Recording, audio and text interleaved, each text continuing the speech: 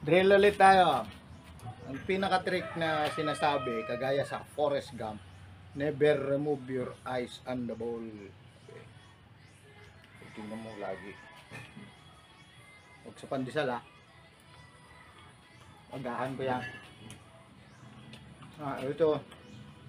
Medyo nangitim na. Medyo may ano yung sakit. Dahil eyes on the ball, papakita ko yung iba't ibang paghawak na pwedeng practicein sa wall. Yan.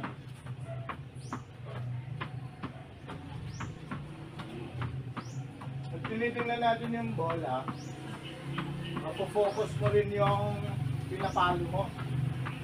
Yung pupuntahan niya, parang nakaprogram na kung saan mo nila dadalhin doon. Basta yung tatamaan na bola na parating, yun ang tingin sa bola.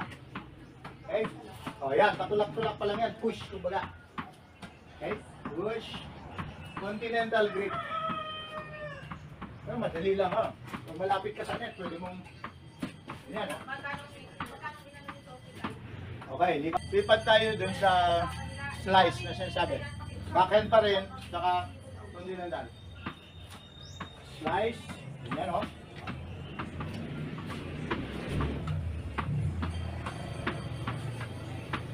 Mababa, para mong tinataga yung bola.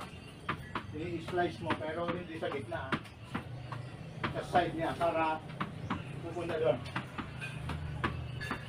Slice, backhand.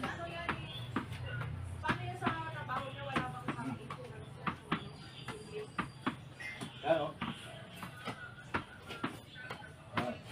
Slice. Continental grip pa rin.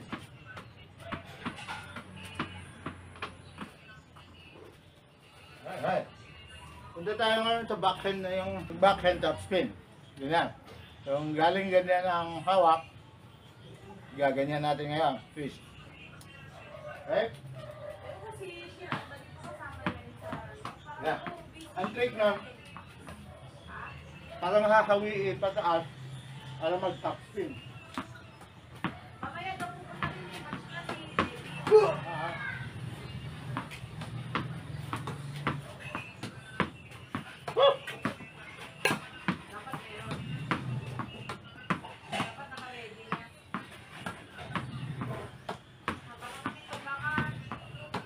Yung plaster kung ganyan. Kaya ganun mo lang para maipakita lang yung concept kung paano i-top spin. Pero sa actual na nalaro, kailangan naka-side top ganyan. Pero mahirap yun. Mahirap gawin yun. Yung gaganyan mo. Na nag-walling kung malapit. Pag medyo malayo, may time ka na mag-regroup. Mahirap eh. Hindi naman pick up pag ano lang, malapit na nag-walling tayo.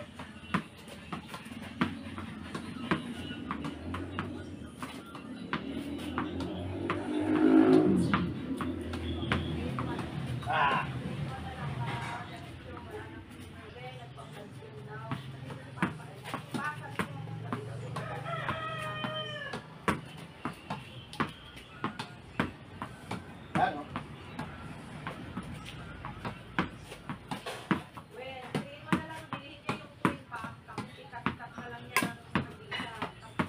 Kaya may kahirapan yung ganun pag sa whirling. Yung top spin na ganyan, western grip.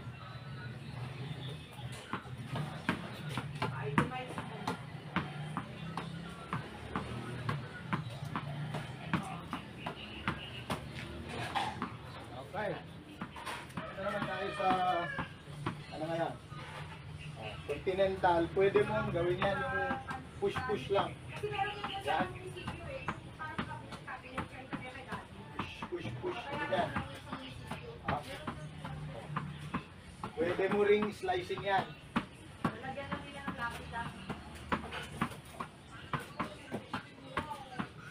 Yan, ang slice na sinasabi.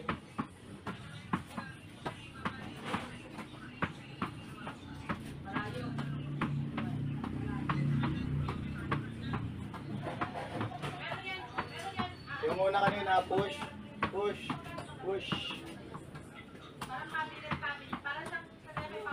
Pag malapit ka na sa net, ganyan mo. Push. Pwede mong slice pag malayo. Parang may spin din. Pwede ganyan. Yan. Pero mostly na forehand ay top spin. Yung ganito, lilipat natin sa ganyan ngayon. Yan. Pwede pa rin yung ganyan, pero mas preferred na ganito. Mas maraming nagta-top spin ng ganito. May nagta-top spin din ng ganito, pero hindi ganito. Kasi flat lang yan pag ginanon mo. Pag ganyan, pwede. Pero bihira nang gumagamit yan. Yung ganito ang pinakamarami na top spin. Ha? Yan o. Yan yung parang mag-uupisa tayong mag-top spin. Parang hahawiin natin yung bola, nabubuhatin siyang ganyan. Para kumapit yung bola sa raketa at mag-spin siya. Yan o. Siyempre, pag totoong laro na lalakasan mo ng gano'n. Mas mahirap lang yung pag-huling kasi mabilis yung balik.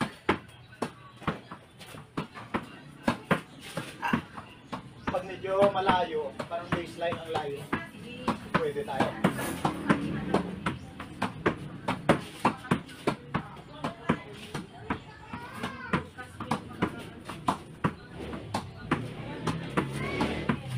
Yan yung top spin. Okay.